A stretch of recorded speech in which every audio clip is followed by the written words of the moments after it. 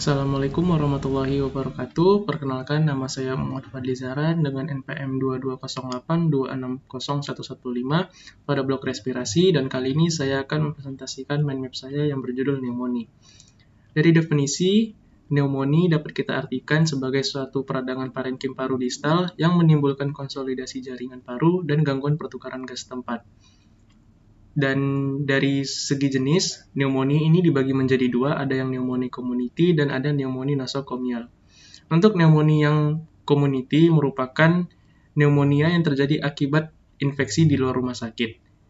Sedangkan untuk pneumonia yang nosokomial itu merupakan pneumonia yang terjadi lebih dari 48 jam atau lebih setelah dirawat dari rumah sakit. Intinya adalah untuk pneumonia yang community adalah pneumonia yang dimana terjadi infeksi virus di luar rumah sakit, sedangkan untuk pneumonia yang nosokomial ini adalah infeksi dari bakteri pneumonia yang didapat dari dalam rumah sakit. Kemudian kita masuk ke etiologinya. Untuk etiologi dari pneumonia ini sendiri bisa kita bedakan dari jenisnya. Yang pertama itu yang didapat dari masyarakat, contohnya seperti Streptococcus pneumoniae, ada Mycoplasma pneumoniae, ada Haemophilus influenza, lalu ada Legionella pneumoniae, dan ada Chlamydia pneumoniae, anaerob oral, dan juga adenovirus. Kemudian yang didapat dari rumah sakit itu bisa Bacillus usus gram negatif, contohnya seperti E. coli dan Klebsiella pneumoniae. Kemudian ada Staphylococcus aureus dan juga ada anaerob oral. Berikutnya kita masuk ke patofisiologi dari pneumonia itu sendiri. Untuk patofisiologinya, cara bakteri dari pneumonia ini bisa masuk ke dalam tubuh kita melalui 4 cara. Bisa karena inokulasi langsung, bisa karena penyebaran melalui darah, bisa dari inhalasi bahan aerosol, dan bisa kolonisasi. Namun, cara yang paling sering dijumpai itu adalah cara dari kolonisasi. Nah, bagaimana dengan patogenesisnya? Jadi untuk patogenesisnya itu yang pertama, patogen masuk melalui dari udara, bisa karena inhalasi ataupun bisa karena beberapa hal lainnya yang bisa menyebabkan bakteri tersebut bisa masuk ke dalam tubuh kita. Kemudian bakteri ini akan mencapai bronkus terminal ataupun alveolus, dan selanjutnya akan terjadi proses infeksi. Nah, setelah itu akan terjadi proses kolonisasi pada saluran napas atas seperti hidung dan juga orofaring.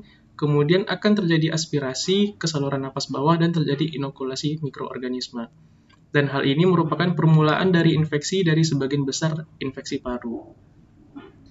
Kemudian kita masuk ke manifestasi klinisnya.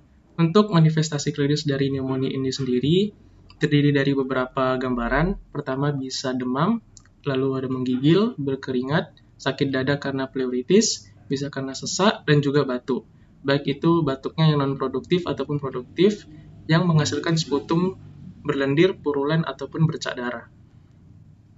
Kemudian setelah dari manifestasi klinis, kita lanjut ke pemeriksaan penunjangnya. Ada beberapa pemeriksaan penunjang yang bisa kita lakukan untuk menegakkan diagnosa pneumonia. Yang pertama itu pemeriksaan radiologi, di mana pada pemeriksaan radiologi, khususnya pemeriksaan fototoraks PA ataupun lateral, nanti akan dijumpai gambaran infiltrat sampai konsolidasi dengan air bronchograph, dan penyebaran bronkogenik dan interstisial, serta gambaran kavitas. Berikutnya, pemeriksaan yang bisa kita lanjutkan itu adalah pemeriksaan laboratorium, di mana pemeriksaan laboratorium ini akan dijumpai leukosit itu berkisar antara 10.000 hingga 40.000 unit per liter. Kemudian nanti akan dijumpai leukosit polimorfonuklear dan dengan berbagai bentuk, dan ada dijumpai LED yang meningkat. Berikutnya ada mikrobiologi, di mana mikrobiologi ini adalah salah satu pemeriksaan pengembangbiakan sputum dan juga kultur darah. Lalu pemeriksaan terakhir ada analisa gas, di mana analisa gas ini nanti akan dijumpai hipoksemia sedang ataupun berat. Kemudian kita masuk ke komplikasi dari pneumonia ini.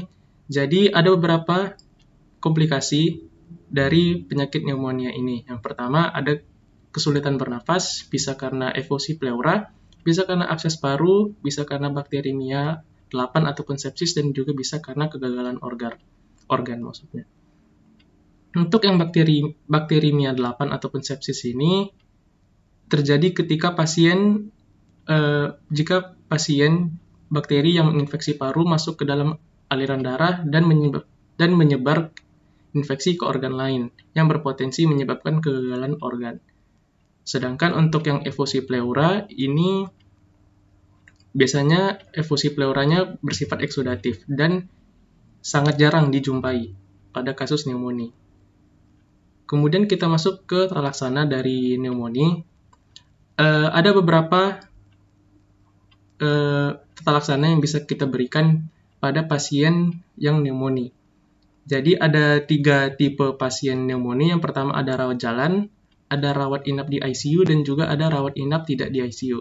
Untuk yang pasien rawat jalan itu bisa kita berikan antibakteri golongan makrolid, contohnya seperti erythromycin, dan bisa kita kombinasikan dengan doxycycline.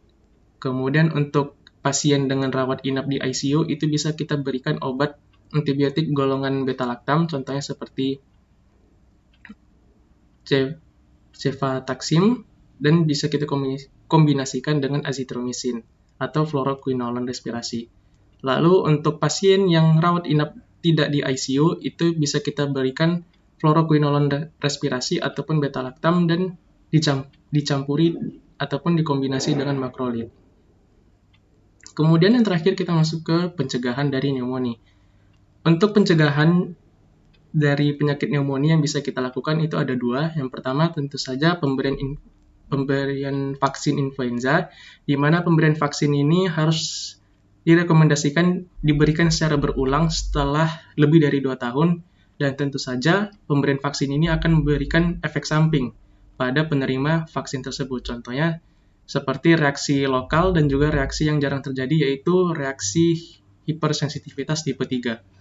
Dan salah satu bukti pencegahan yang paling nyata yang bisa kita lakukan untuk mencegah pneumonia ini adalah dengan menerapkan pola hidup sehat dan termasuknya juga tidak merokok.